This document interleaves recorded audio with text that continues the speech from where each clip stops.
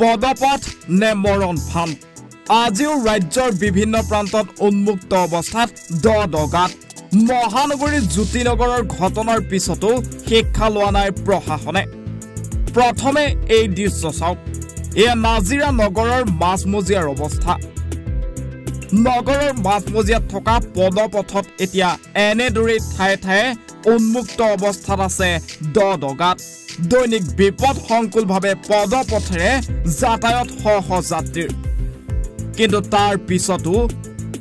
কণা আৰু বুবা নাজিৰা পৌৰসভা এই ৰাস্তাৰে দৈনিক ৱাৰ্ড সদস্য অভিযন্তা আহযাহ কৰে যদিও তেওঁলোকৰ চকুতেই নপৰে এই উন্মুক্ত গাঁতসমূহ উপায়ন্তৰ হৈ দুৰ্ঘটনাৰ আশংকা কৰি ৰাইজে জেওৰা খুঁটি পিয়াজৰ বস্তা গছৰ ডাল আদিৰে পদপথত থকা গাঁতসমূহ মানুহৰ চকুত পৰিবলৈ ঢাকি ৰাখিছে উন্মুক্ত পদপথৰ গাঁতৰ বাবে ইতিমধ্যে আঘাতপ্ৰাপ্ত হৈছে কেইবাজনো জ্যেষ্ঠ ব্যক্তিৰ লগতে কণ কণ শিশু ইয়াৰ উপৰি নাজিৰা চহৰৰ মাজমজিয়াত পৌৰসভাই ষ্ট্ৰীট লাইটৰ ব্যৱস্থা কৰিছে যদিও গধূলি হলেই নজ্বলে সেই লাইটসমূহ মুক্তত উপস্থিত আছো নাজিৰা নগৰ ৯ নং ৱাৰ্ডত ৯ নং ৱাৰ্ডৰ আচলতে যি পৌৰসভাৰ নিলজ্জ কাণ্ড আপোনালোকক আমি দেখাবলৈ আহিছো যে পৌৰসভাই প্ৰত্যেকটো মাহতে ক'ব লাগিব আচলতে নীতিটা জাৰি কৰে কিন্তু যিসকল পদপথ ড্ৰেইনসমূহ আছিলে ড্ৰেইনসমূহ কিন্তু ৰিপেয়াৰিঙৰ নামত নীৰৱ ভূমিকা দেখা গৈছে নাজিৰা পৌৰসভা এই ৯ নং ৱাৰ্ডত আপোনাক দেখা পোৱা হৈছে টাউনৰ একদম মাজমজিয়াত এইটো আপোনালোকে ড্ৰেইন দেখিছে আচলতে ইয়াত যিদিনাখনলৈকে এটা শিশু আচলতে পৰি মৃত্যু হ'ব লাগিব সেইদিনাখনে পৌৰসভা আচলতে হাৰ পাব গুৱাহাটীত এনে ঘটনা হৈ গৈছে এটা কণমানি শিশু আচলতে এনেকুৱা ড্ৰেইনত হেৰুৱাবলগীয়া হৈছে কিন্তু নাজিৰা পৌৰসভাৰ যিজন পৌৰপতি আছে তেওঁ এতিয়ালৈকে পৰিলক্ষিত হোৱা নাই কিন্তু এই নলাটো আৰু ইয়াৰ স্থানীয় ৰাইজ আছে ৰাইজৰ পৰা আমি জানিব বিচাৰিম ৯ নং ৱাৰ্ডৰে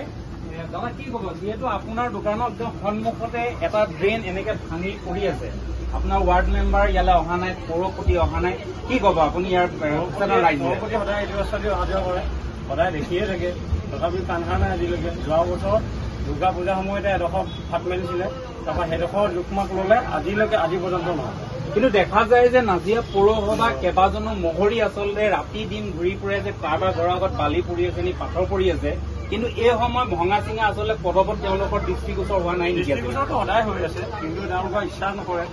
কিন্তু টেক্সৰ সময়ত কিন্তু টেক্সটো ল'বলৈ সময়মতে জানে কিন্তু টেক্স যদি নিদিয়ে তাৰ কাৰণে মানুহ ঘৰলৈ আহিয়ে থাকে কিন্তু ভঙা পদপথটো চাবৰ কাৰণে সময় নাই হয় আচলতে এই নাজিৰা পৌৰসভাৰ আচলতে এই আচল স্বৰূপটো নাজিৰা পৌৰসভা মাত্ৰ টেক্স লোৱাত ব্যস্ততা থাকে মাত্ৰ অকল টেক্স কিন্তু তেওঁলোকে যে এটা পদপথ ভঙাৰ পিছত যে তাক ৰিপেয়াৰিং কৰিব লাগে কিন্তু সেই কথা আজিলৈকে নাজিৰা পৌৰসভাৰ জ্ঞাত কোনো আচলতে ক'ব পৰা নাই এতিয়া প্ৰশ্ন হয় এই সকলোবোৰ দেখি শুনি কেতিয়া চকু খোল খাব নাজিৰা পৌৰসভাৰ নাজিৰাৰ পৰা জাকিৰ আখতাৰ হুছেইনৰ ৰিপৰ্ট এনি ভাৰত 24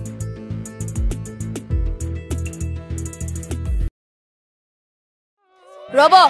আপুনি যে এটা অপৰাধ কৰিবলৈ গৈ আছে আপুনি জানেনে এই নাবালিকা গৰাকীক এতিয়াই বিয়াত বহুৱাটো যে এটা অপৰাধ আপুনি জানেনে অপৰাধ কেনেকৈ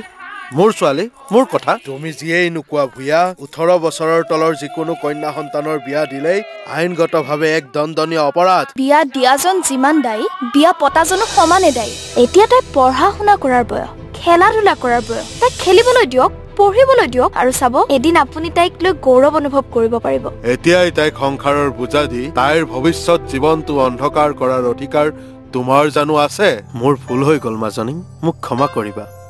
শিক্ষা ল'ৰা ছোৱালী উভয়ৰে প্ৰাপ্য আৰু অধিকাৰ আপোনাৰ কন্যা সন্তানক তাইৰ এই প্ৰাপ্যৰ পৰা বঞ্চিত নকৰাব বাল্য বিবাহ ভাৰতীয় আইনৰ দ্বাৰা বিহিত এক দণ্ডনীয় অপৰাধ এনে অপৰাধ কৰি আপোনাৰ কন্যা সন্তানৰ ভৱিষ্যত অন্ধকাৰৰ মাজলৈ ঠেলি নিদিব